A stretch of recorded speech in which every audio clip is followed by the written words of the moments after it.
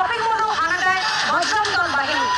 ভাঙচুর অগ্নিউদ্যমের পর রথবাড়ি এলাকায় চাপা উত্তেজনা ছড়িয়েছে। মাদক পুড়িয়ে দেওয়ায় ক্ষত ব্যবসায়ীরা। নিরাপত্তা নিয়ে উদ্বেগে রয়েছেন।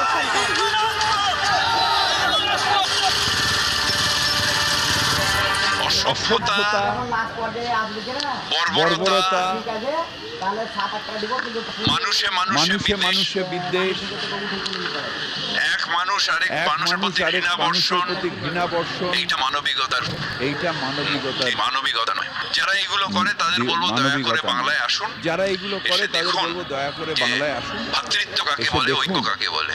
ভারতবর্ষকে যদি এক থাকতে হয় তাহলে ঐক্য এবং ভ্রাতৃত্বের পথে ভারতবর্ষকে এগিয়ে নিয়ে যাবে। আর যারা এগুলো করছে তারা ভারতবর্ষের ক্ষতি চাইছেন, আমাদের ভারতীয় একতা, ভারতবর্ষের ক্ষতি চাইছেন, আমাদের ভারতীয় একতাকে ভাঙবার